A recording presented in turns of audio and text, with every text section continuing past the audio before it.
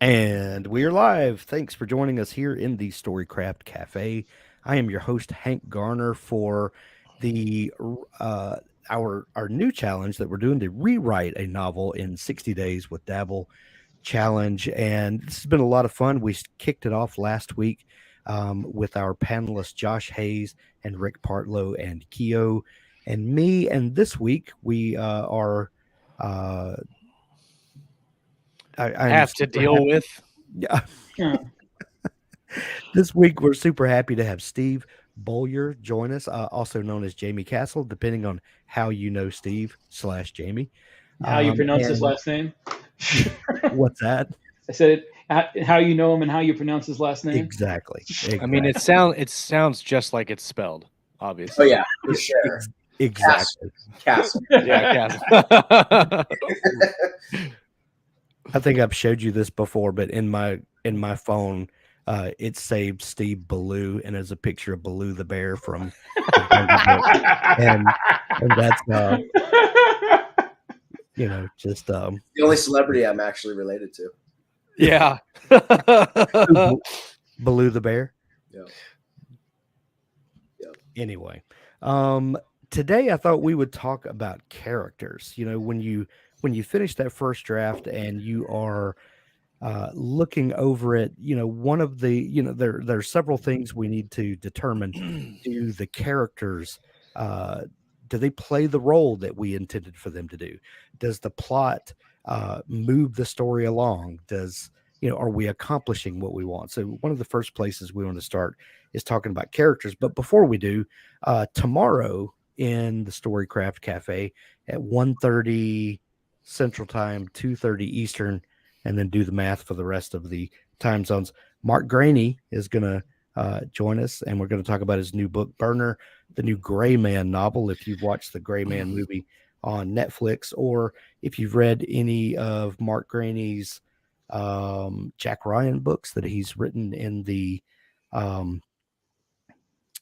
I'm drawing a blank. Clancy verse.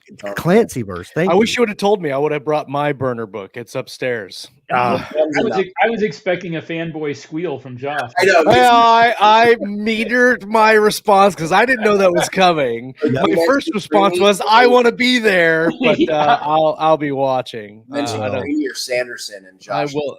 Yeah, Graney and Sanderson. I've got to take a shot whenever I talk about them. So Graney is a super cool guy. I've interviewed him a couple of times before.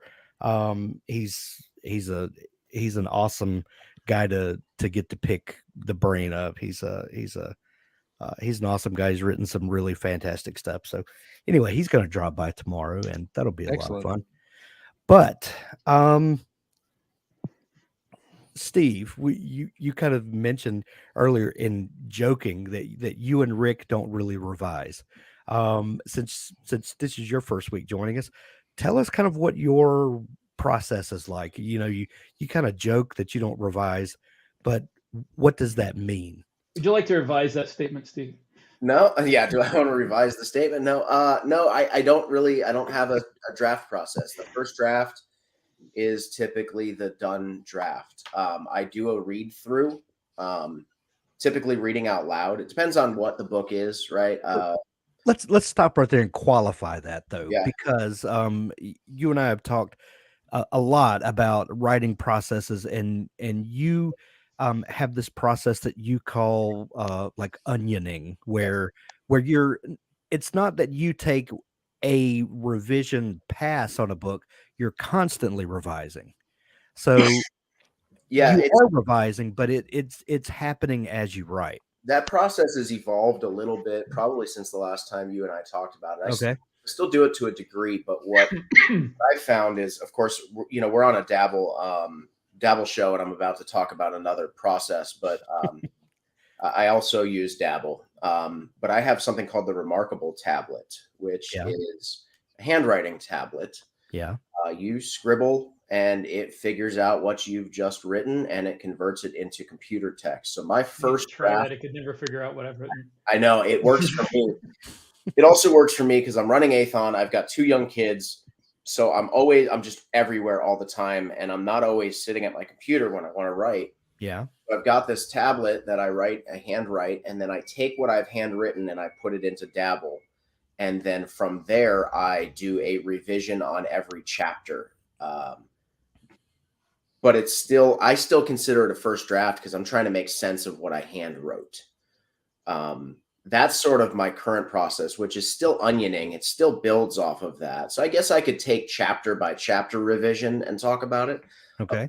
To a full draft revision, and I think it would probably be about the same. Okay. So,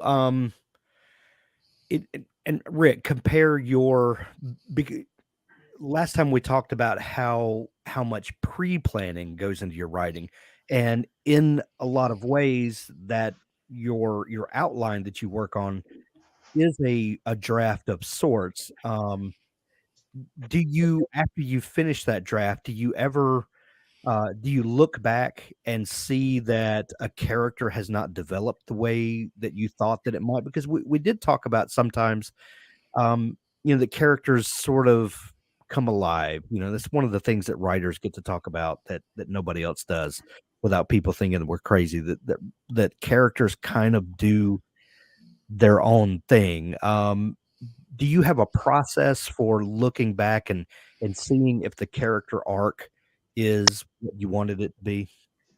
No, not after the book is done. While Okay. I'm writing it, I will sometimes realize maybe, part of the way through, like for instance, if a character is introduced in the first third of the book, and by the second third, they're not getting the development I wanted, then sometimes I might go back in and add a few lines of dialogue or something, or more likely, I will add that character development in the last third of the book.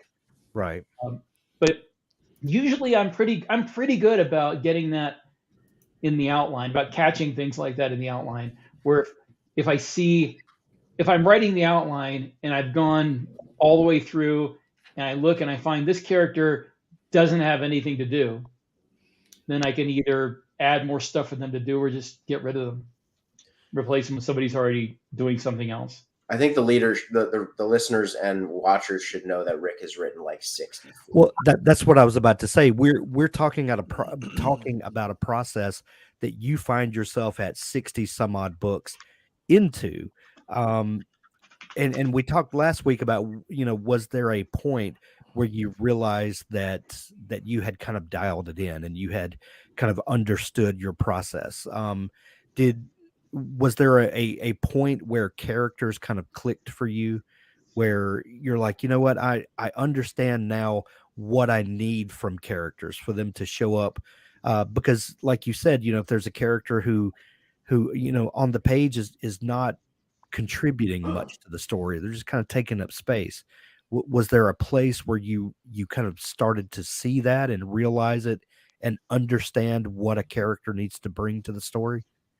Well, character has always been my strong suit. It's been like the strongest part of my writing is inventing, good characters. That's what I kind of when I first started writing, before I, finished my first book, before any of that, what I used to do was write character sketches. I would come up with a basic idea of what I wanted, and then I would start just writing little bios of characters. Back then, I was something of an artist. I fell out of practice and can't really draw anything anymore, but I used to be like pretty good at sketching. And I would make sketches of the characters. I would give every detail about them I could think of, which probably looking back on it was kind of a waste of time, but because most of that stuff never makes it into a book, but it helped me to be able to just build that character inside my head.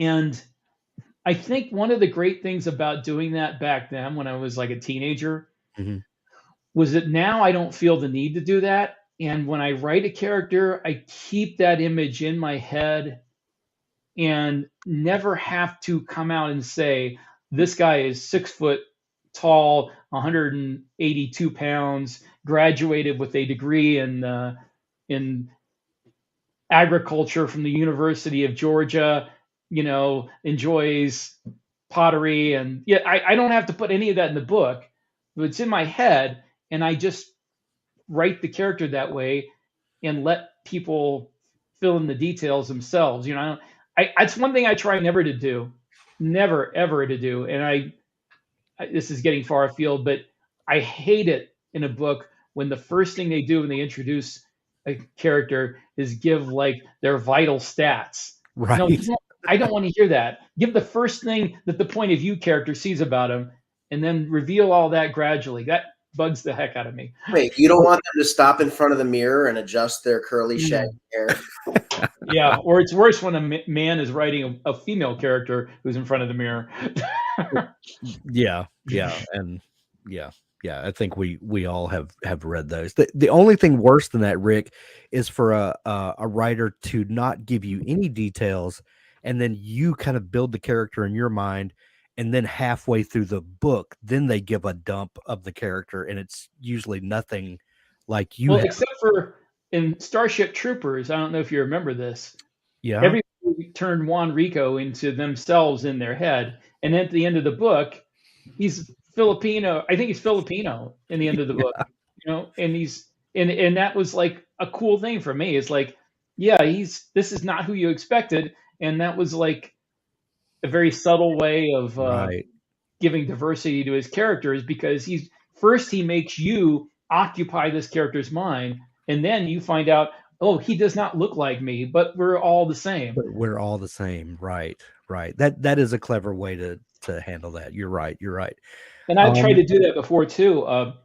There's a character in one of my books. There's a character goes like 2 books, I think, before it just casually happens to be mentioned that he's African American. Didn't get mentioned before because these guys are all soldiers. Right. They deal with people of other races every day. Everybody's green to them, and it just happens. But I never made a big deal about that until it was important to the plot, and I think that's how you reveal the details about a character. Is what's important to the plot, not info dumping it. Right. Keo, how do you? You're going over a story that you had written a few years ago, revisiting some of these characters that you've created. What's that experience been like? Are you guys hearing a clicking? Yes. Yeah, I am. I have no idea where that popping's coming from.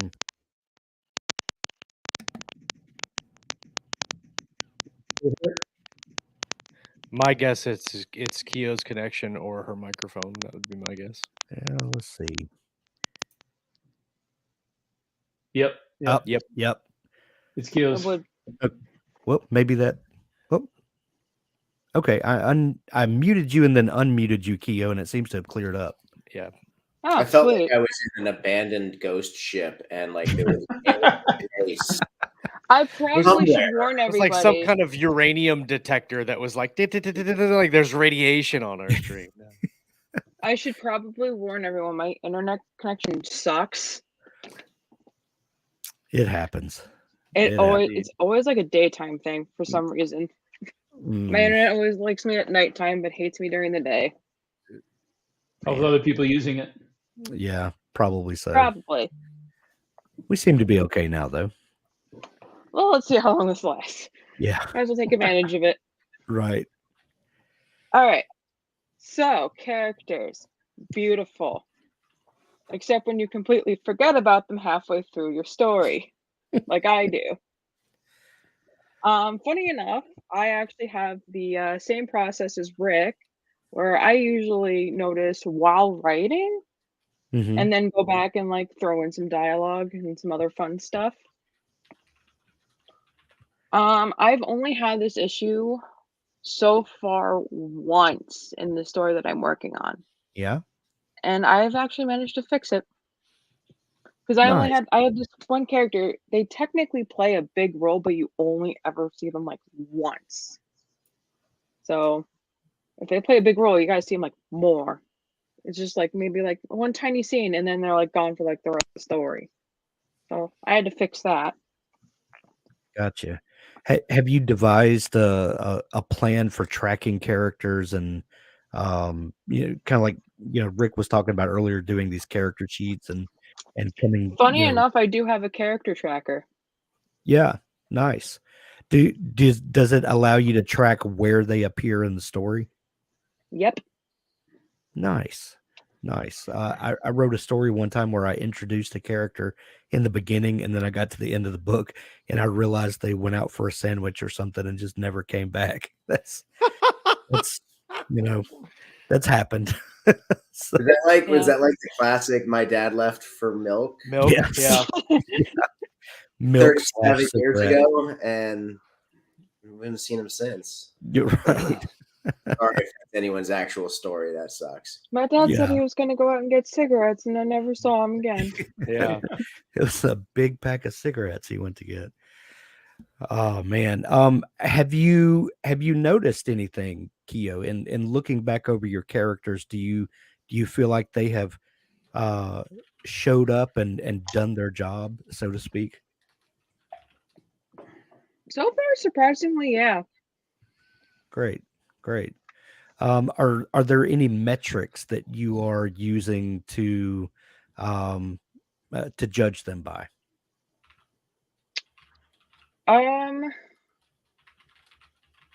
Kind of, but not really. Yeah. Yeah. Gotcha. Okay. Well, if your characters are doing what you hope that they would do, you are ahead of the curve. Surprisingly, yeah, do. they're very cooperative in this story. They're actually great. doing what I want them to do, and it's How do beautiful. you get them to do that? Yeah. Well, when know what? I If need I to had know the because answer, I mine would give never it to ever you. do. I hear you. Josh, do you have a when you're starting on that second draft? Last week you told us about this conundrum that you had found yourself in, and realized that you had problems in book one that only revealed themselves in the writing of book two. Were any of those character related, and how are you? How do you look at your characters to see if they are doing what you hope that they would do? Half of it was character related, half of it was plot related. Okay. The character portion And of did it. does one lead into the other? If there's a character Yes. problem, does that then develop a plot problem? Yes, and it can go both ways. You can have a character problem that becomes a plot problem, or a plot problem that becomes a character problem. I can't say that Right. 3 times real fast.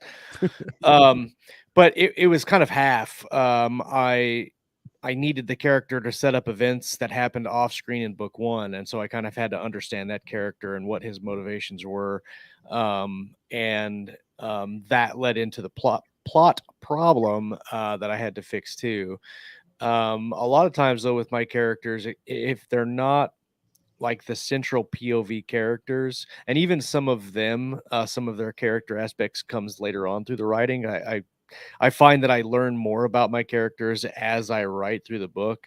I start with very basic information, but then as I as I write, I develop more of an understanding of who they are as characters, and then I can go back in my second draft and flush all that out. I mean, you mentioned having a guy at the beginning of your story that went out for a sandwich. I had a character in the beginning of book one that I thought was a throwaway character, and I needed a kind of a I needed a sandwich. I needed a character at the end of the book to push the main characters in the right direction, to go after a bad guy. And I realized that this character that I introduced way back in the beginning, that was really just kind of a tertiary character that didn't do anything other than kind of set the stage a little bit for coming events. I realized that character I could bring back because he's at the same spot that these other characters are. I can bring him back and he can be the signpost. And all that took was a little bit of rework on who that character was and who he was working for. Basically, I set him up as kind of an accountant for, a criminal group or whatever. And it turned out that he was skimming money from them. And so they sent him to this arena. as kind of like punishment. Well, he knows where those guys, where their base is at, and so he is able to tell the main characters this is probably where they went, and that's how I got the main characters from point A to point B.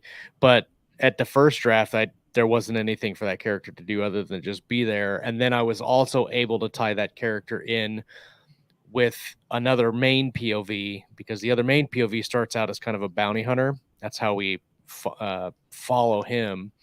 And his very first scene is picking up this guy and bringing him to the people that ultimately imprison him and put him on this prison place with the other main character. So I was able to tie a lot of those events together that were unconnected originally. I was able to tie them together with a character that I had just written as a throwaway.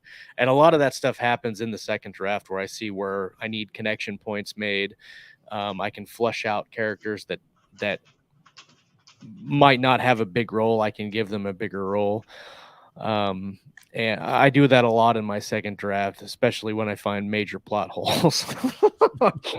That brings up a fairly interesting point. So, additional to writing, I own Athon Books, and one of our things that we do a little bit differently than a lot of publishers is we don't generally publish somebody's book one until their series is done. So if it's a 3-book series, we want them to finish all 3. That really sort of sucks for authors sometimes, if I'm being really honest. But there's a lot of authors that are perfectly happy of doing that. And we often find that they'll comment like Josh just did and thank us for that, because what happens is you get to book 2.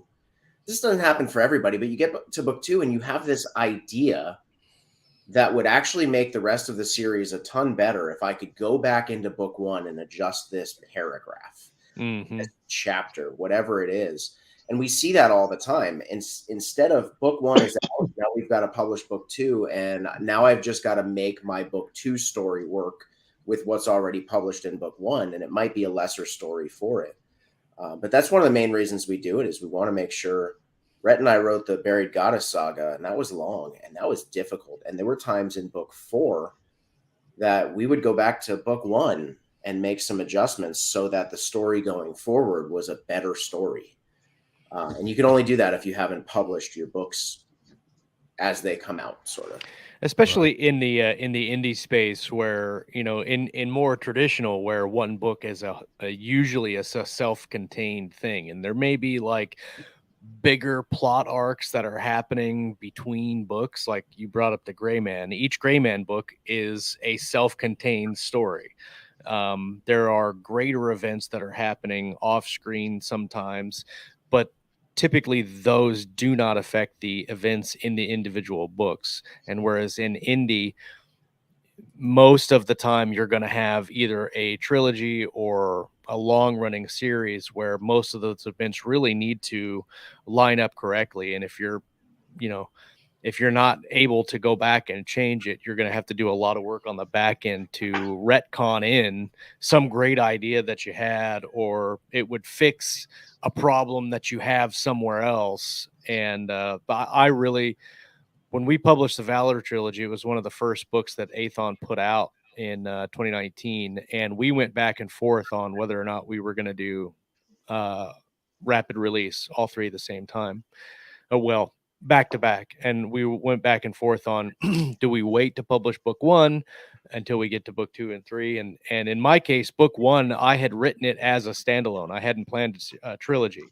And so by the time I had that done, I was like, oh, well, I really just want to get this out there, that was on me. Steve told me to wait, and I was like, I don't want to wait. And so we published it. It did well. Books 2 and 3 followed on. Of course, it took me a little longer to write those, and they also did well. But I guarantee you it would have done a lot better had we done 3 in a row. And not only that, I would have been able to fix a lot of the character and plot issues in the subsequent books that came up in the writing process.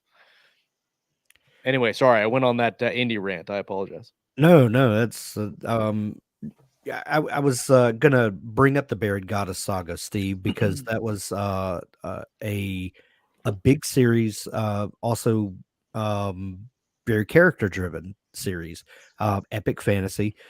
Did you and looks like Keo just commented that that her internet crashed, so that's why she's had to drop out. Sorry, Keo. We'll see you when you can come back on. Buried Goddess, did you write the whole series before you guys started publishing? I can't remember. We had a really interesting thing that happened is we self-published it in early 2018 before we started Athon Books. Yeah. And published book 1, and immediately we had interest from some audio publishers that were willing to put a lot of money into picking that series up.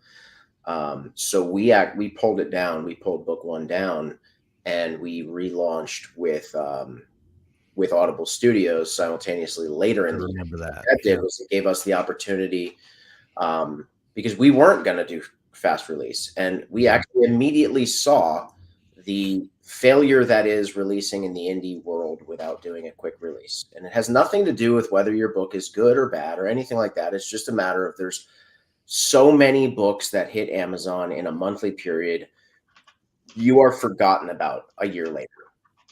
It's just the nature of it. It's like Netflix, right? You watch a season that drops, and then you've got to wait a year until that next season comes out. You may or may not even care about jumping back in Right. to that particular series.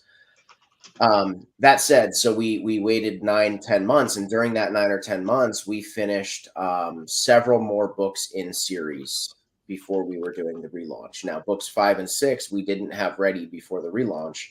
So those two, we just had to deal with whatever we had created. And thankfully, we had done in 4 books enough of a foundation to understand what needed to happen in books 5 and 6. But, those were giant books. And book 6 was the hardest thing I've ever written. I've written 23 books, nowhere near Rick's catalog, but like 23 books. Book 6 was like 200,000 words. So maybe, consider that almost 2 books worth of material, and like 40,000 of it or something ridiculous like that was the end battle with multiple characters that came around.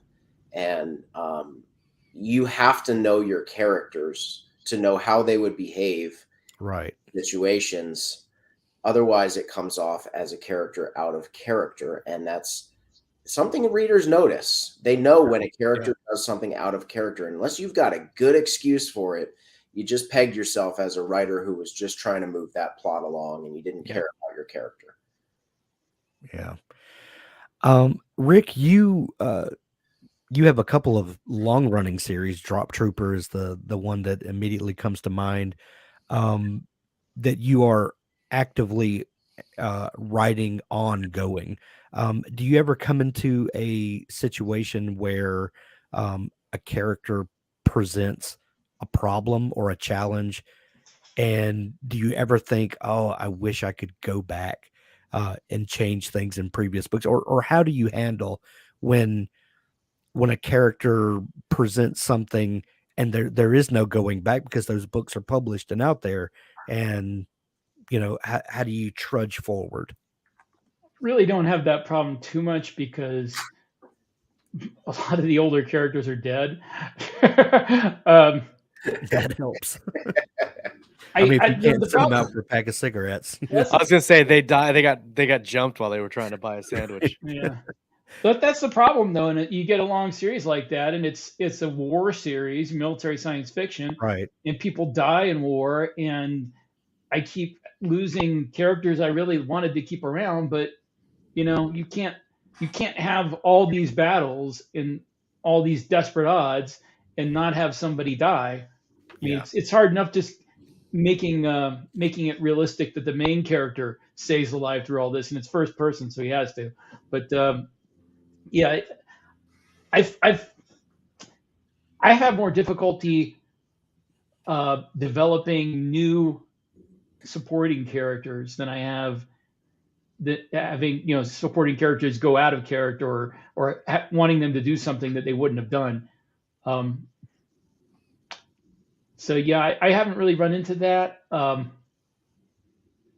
which I guess that's the blessing and curse of military science fiction, is not being able to keep all those characters around forever. Well, I'm glad you brought that up, because this is something that I've asked um, authors who write ongoing series a lot. And since we were talking about Mark Graney earlier, I'm sure we'll talk about this tomorrow at some point. But when you have a series character like the Gray Man, um, you're almost guaranteed that the main character is not going to die, because if this is Gray Man, I'm not sure what number this is. Maybe 12. 9. What, 12? Did you say? Yeah. Well, we're pretty sure there's going to be a Gray Man number 13 that's going to come out, next spring. As long as Mark Graney wants to pay the mortgage. Exactly. Exactly. So Yeah. what do you do to keep the stakes high, so that you want to keep coming back and you want to know that this character is in actual peril, but you kind of know he's not going to die. Like there's That's some one protection of the there. things is obviously, you have to kill off supporting characters who are very close to him Yeah. at the stakes. I've had to do that. I mean, that's the hard part about writing a series this long is I really felt bad about killing off some of these characters. There was a character who had been around since book 1 and was just really important and a big part of, uh, almost his family, the main character. And book 11 or book 10, I think it was, came around and they were in a really desperate situation. And I'm like, this just makes sense, and the other thing you do in military science fiction, especially, I don't know about others, but when you have a character who's being not really progression, but it's like who's building their maturity and their responsibility throughout the book, like you usually have in military science fiction. Mhm. One of the things you have to do is kick the props out from underneath them, the people that they would lean on as crutches to, for advice, to help them with their leadership, to help them with decisions they have to make, until at the end, basically they have to be the one that makes the decisions and is the, advises other people. So that's hard because a lot of those characters you built are your favorite ones, and you have to just get rid of them because otherwise the main character is always going to go, hey, Sergeant so and so, what do you think we should do? Right. Jim Butcher did a really great thing in the Dresden Files, which is one of my favorite series. In book 15, of course, listen, guys, these books have been out for 10 years. If you haven't read it yet, spoilers, cover your ears, whatever. But like in book 13, the end of book 12, Harry Dresden dies. He gets shot and the book ends. Harry's dead. Book 13 starts and he's a ghost. And the entire book is Harry Dresden as a ghost.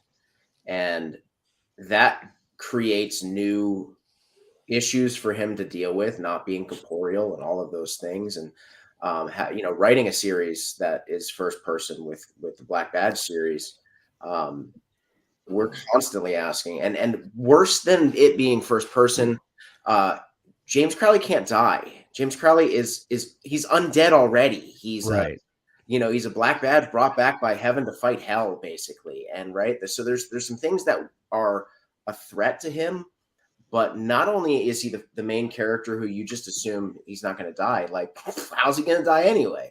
So every book we write, we just finished book 2, which is actually book 3 because of the novella. But like every time we go, okay, so what's the stake here? And in book 1, we had to show the reader that at any time, heaven can go, we don't need you anymore. And there's a genuine threat from his sort of beholden authority, whatever. Right. And then in book 2, well, we already got that threat. So now what's next, right? So we had to introduce the big bad villain from hell that could tear him down. And so every time you're writing one of these books, we wrote the Buried Goddess saga. I knew I wanted a main character at the end of the book. I knew I wanted him to die the moment I started writing book 1. I won't tell you who that is. Again, spoilers. But by the time we got to book 6, a million words later, 100 listening hours later, if you're an audio person, like we got to the end of that book, and up until that chapter, Rhett and I were fighting about whether or not this guy was going to die. And or girl, guy or girl, sorry. I guess They. there are several POVs. So How dare you assume their gender? Fair enough. I was about to say you have multiple POVs in that series. I gave away that it was one of the men, and I didn't mean to do that. But the fact is, when we got there, I called Rhett. I was the one saying, we can't kill him. We can't kill him. I wanted to kill him. And I called Rhett, and I'm like, we have to kill him. There's no other way. We built to this for 6 books. And he's like, finally. I don't want to do it either, but finally, you agree with me. And of all of my fan mail that I get, the number one thing we hear is sort of thank you. There's a lot of BS in that email. How dare you? Blah, blah, blah. At the end, it's always thank you, because like that was what had to happen for the story. I love it. I love it. And yeah, sometimes a finality for a character is the only legitimate payoff for that character. And sometimes that means no more books, but you know, that it is what it is. When I roll a D20, I think I've told you this before. I roll a D20 when my characters are in peril. And I had a list during the Buried Goddess saga of what I had to roll for that character to die. And I was sitting at Starbucks writing book 4, and I had my D20, and I got to this moment, and I rolled the D20, and it landed where it needed to land for this particular character to die. I sat in Starbucks crying. I'm trying to imagine the image of Steve sitting in Starbucks at a table rolling a D20 and people crying like, about what the hell is he doing? I literally cried, man. I was not okay with this particular character dying. But in an epic fantasy, for there to be any stakes, I almost feel like there has to be an outside source in informing whether or not what you want to do is what needs to happen. Right. Well, that's a problem only a pantser can come up with. You know, I can imagine. I don't imagine that Rick Partlow has ever rolled a D20 to figure out what's going to happen in the next. No, but I have had characters who died, and I had not intended them to die. Same. I even though I plot very, detailed plots, I get to the end of the book, I usually leave my outline a little bit less exact for the end of the book, because I know as the book builds up, certain things are going to build momentum without me intending them to. Yeah. You can feel when a character needs to die. You can feel when a big event needs to happen. There, in Drop Trooper, in that series, there's been many times where I had events that were going to take place in the next book, and I just felt the momentum building up in this book. It's like I gotta change it. I'll have to come up with something else in the next book, because this needs to happen at the end of this book. Well, that's a great thing that you brought up, Rick, because I know that you have started new series in the recent past. And do you think, in terms of book by book, or are you thinking in terms of series? And does that difference in thinking affect the way your characters behave? For instance, if you're thinking about one book at a time, and this is going to be an ongoing story, but you're not necessarily thinking of a particular arc, do you approach your characters differently than if you're writing the first in a trilogy and you know that these characters have to wind up at a certain point? Does that make you approach them differently? When I write an outline for a series, I usually don't go into much detail for the second, third, etc. books. Yeah. Because unless I have to, and like for a publisher wants a detailed outline for it, because I know that as you write the first book, some characters are going to develop a life of their own, and you're going to want to do something different with them. I know that certain events may change order by the end of the book. As you get a feel for it, you may want to change things. So I try not to go into too great of a detail I just have like a general idea. The second book is going to be them doing this, and then the third book is going to be them doing this. So I don't even include what characters live or die, except for the main ones in those. I have no idea because I want to get a feel for things in the first book first. So I generally don't make a detailed outline of anything except the first book until after I'm done with the first book. Well, and to be fair to Rick, as Rick's publisher, he's got another guy going, hey, I need 3 more of those books. So you know what I found too, especially with character deaths and being either just accidental or unseen. I've done 2 books in 2 different series that I start out the book and tell everyone that the character dies. In Striker's War, you mean that John dies at the end? Yeah, in Striker's War, my Galaxy's Edge book, the first chapter literally starts with one of the characters writing to his parents and says, "If you're getting this letter, it's because I died." And so you like before you even started the book, you know someone's going to die, and at that point, you're just trying to you figure out who and how. And in Edge of Valor, the book starts after this mission has gone horribly wrong, and we know all of these characters have died, but we don't know how or why. And so a lot of the book was centered around what happened, why did they die, and how did they die. And a lot of that mystery is really intriguing to me anyway. I mean, you mentioned the gray man and knowing that he's got to survive Right. between books. Right at the beginning of Burner, I'm not going to spoil it or whatever, there is a fight that he is going through, and in the back of my mind I'm like, he's going to get out of it. But I mean, the fight goes on and it goes on and it goes on, and you're like, how the hell is he going to get out of it?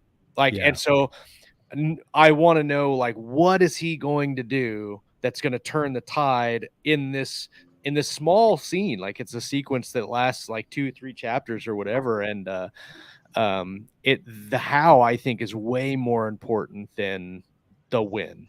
That's for me. That's a huge TV trope, right? You got that cold open where the character is in a situation that they can't possibly find themselves out of, right? Yeah. And especially, I think, as a writer, I watch that and I go, all right, now how are they going to do this? Right.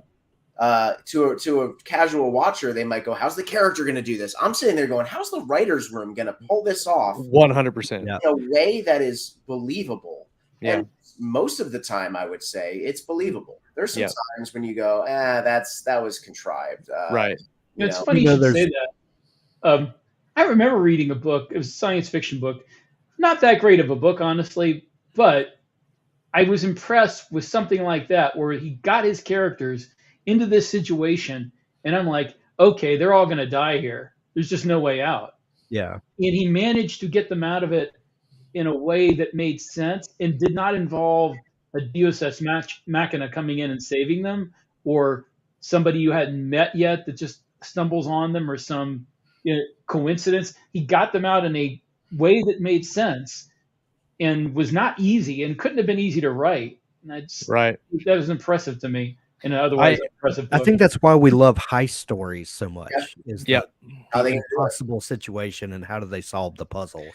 One of the biggest problems I have that elongates my writing time, lengthens my writing time, is I hate easy button. You hit the target easy button, and there's so many writers that think they've got a great situation, and then they are like, oh, I'll just bring in the dragon and we'll kill everybody and we'll win. And I'm like, that's too easy. It's too easy. Like, you need to make it hard on your characters to get what they want, and you need to make the reader doubt that the character can do it.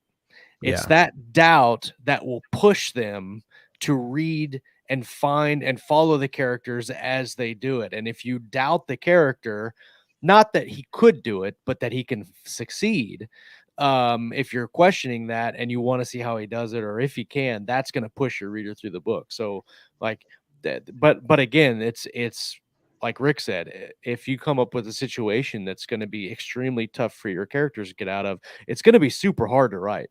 It's not going to be, and it shouldn't be easy. If it's easy to write, then you need to figure out a different way to do it, because it's not going to be entertaining. It's not going to be intriguing. Everybody's going to know what you're doing, and they're not going to be interested in reading through to the end. I have to go on the record as disagreeing with Josh. The easy button is from Staples. Yeah. Oh, it is from Staples. Oh, yeah.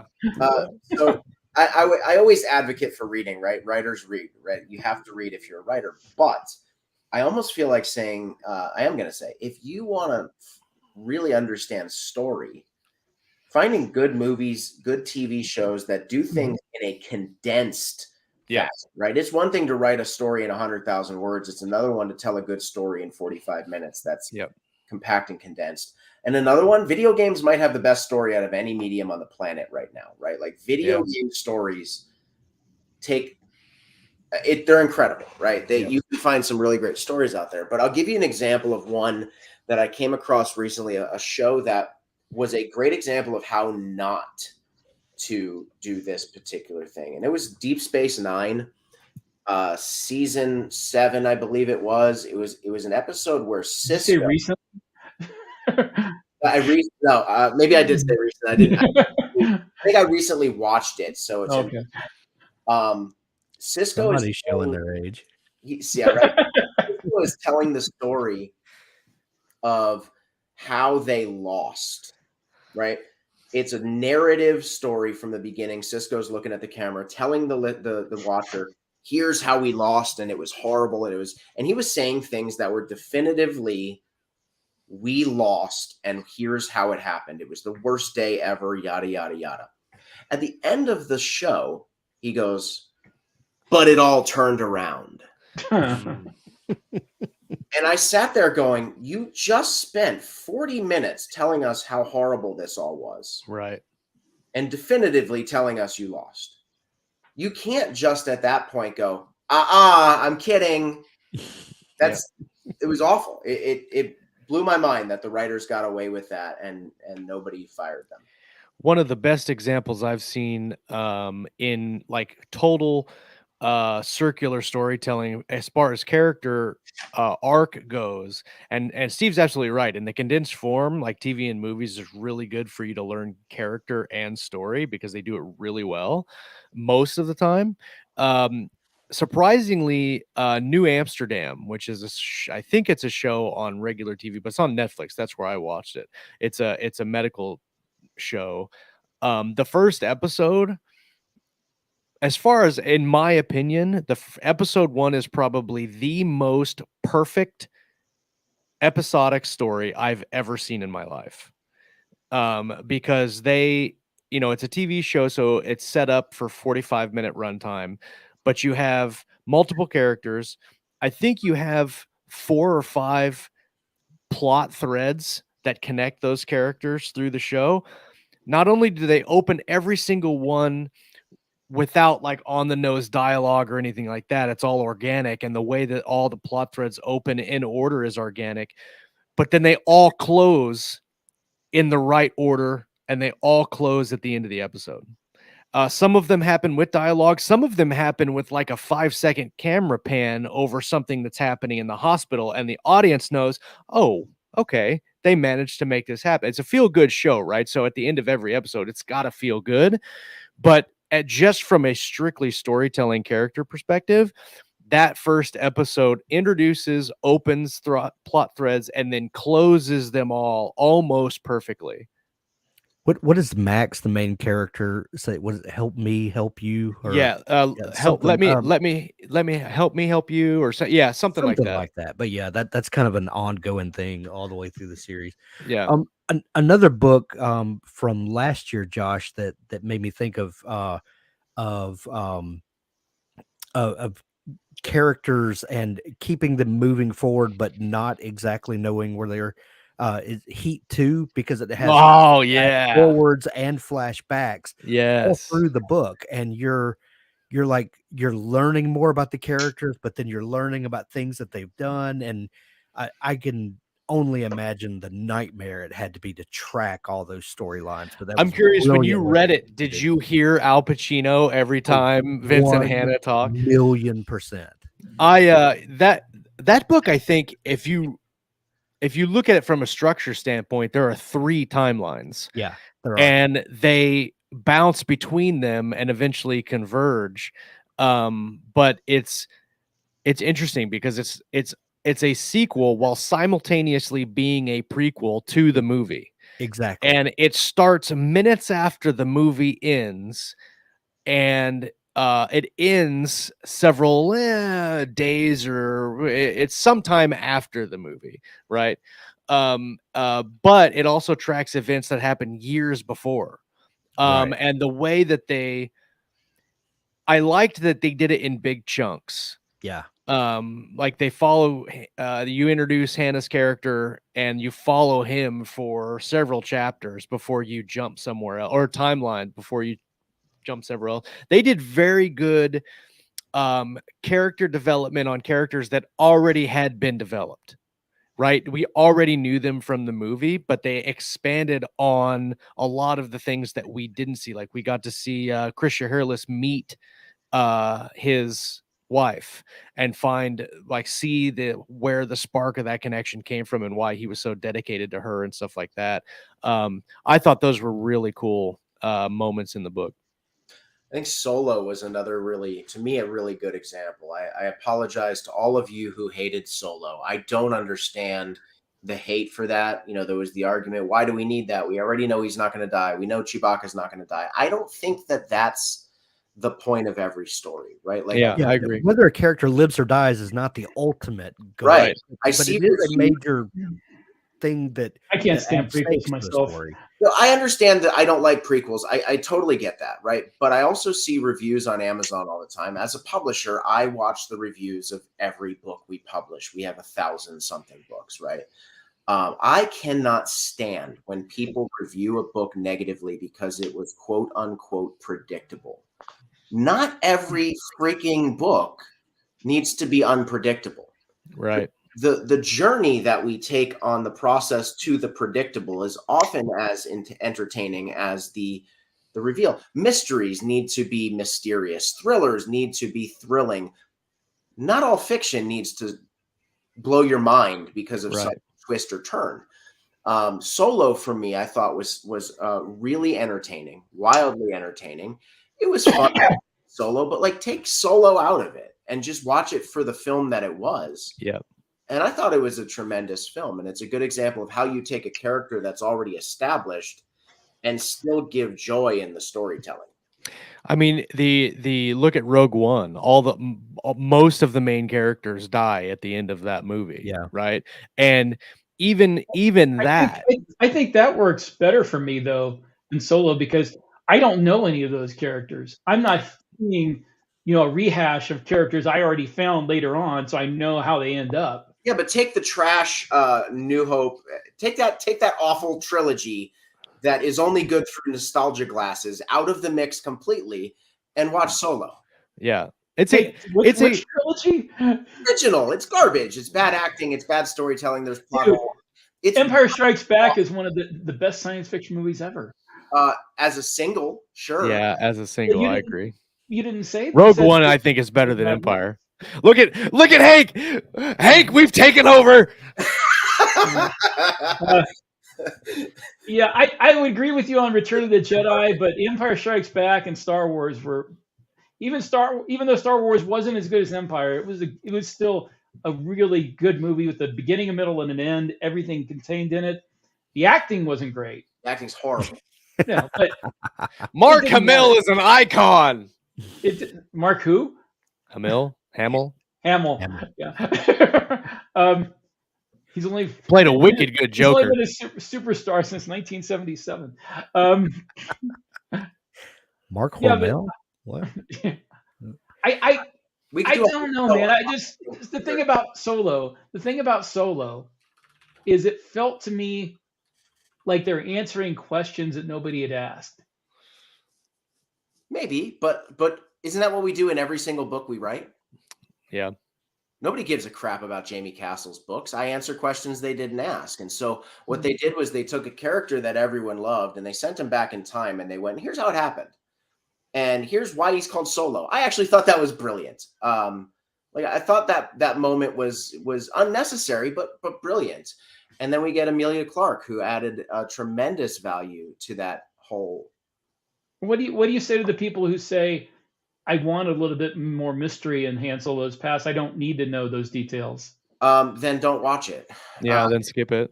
Don't. And here, I guess here's my big beef is that when somebody complains about something, they didn't want to watch it or read it to begin with. They did it just to bitch about it. And it's like, there's plenty of other things out there. Go do that instead and let us enjoy the things that we enjoy, right? Like as much as I'll say those first 3 Star Wars movies to me were I mean, they're nostalgic and I grew up with them, but I would never say you're an idiot for liking them. Like just enjoy it because you enjoy it. And I think that's the problem we have. Anyway, we can get out on that tangent, but like that's society today is no one lets you enjoy anything. Well, we're running up on the end of our hour. This has been a very fast hour, but before we go, let's leave on an actionable thought. If someone is now visiting their book that they have written, and it's kind of in rough shape, and they're wanting to whip it into a manuscript that works with characters that are engaging and characters that readers want to care about, where would you recommend? And I'll go around and get each of your input here. Where would you recommend starting so that you can look at your characters with a critical eye and determine whether they are good characters, whether they're characters people will care about? What qualities should they look for to see if their characters are doing what they should do to move the story forward? Steve, what do you think? I think what I like to do and something that I would encourage writers to do is, I mean, it doesn't have to be long, but I always try to write an essay from the point of view of the character, even if it's a third person point of view. I will write a page that has nothing to do with the story that I'm writing. That if I were in an AA meeting, I don't know, that's probably a bad example. If I were first day in high school, right? Like, and the teacher said, everybody introduce yourself. I don't know. AA came up. I don't know why. No, I love that you went from AA meeting to first day in high school. Like that. Like what? Your first AA meeting in high school. Yeah. I realized that's how I was thinking. Like I've never been to an AA meeting, so I have no idea what you do there. And I went, don't do that. First day in high school, like, introduce yourself. And so I'll take that character, I'll put him in the time period that he's in, surrounded by the things that he's surrounded in, and I will tell the story of who that character is, so I understand who that character is before I start writing him or her. And is he like, I don't know, do you like him? Do you like her? Like, if you were reading this book, would you care about this person? Remember, you can write a douchebag that people care about. Yeah. Right. And you can write characters that people hate, and that's the whole point of the character, right? Is that they hate them and you want them to hate them. Yeah, you hate them, but you want them to be in the book. For sure. Yeah. Right. Yeah. So for starting point is, do you like this character that you're writing? Yeah. Is this character an easy thing to write? And I'm not talking about Staples easy button. I'm talking about, is this character inside of you in a way that you can tell the story? As a songwriter, I always use this thing. If I'm trying to write a song, I'm not supposed to write that song.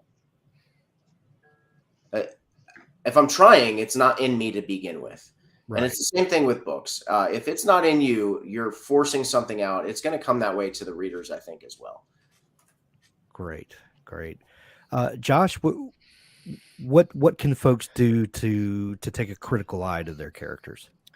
I think that depending on what kind of character you're writing, like if your draft is done and you have several characters that you're like, I'm not sure if they're meeting their full potential in the book as a singular character, then what I do is I focus on one character at a time, and I look at who I think that character is and how I think that their attitudes and preferences and just view of the world is. If it's a serious character, then I will go and look at other characters that I am familiar with, like from movies or TV, that have the same type of demeanor as the character that I'm studying.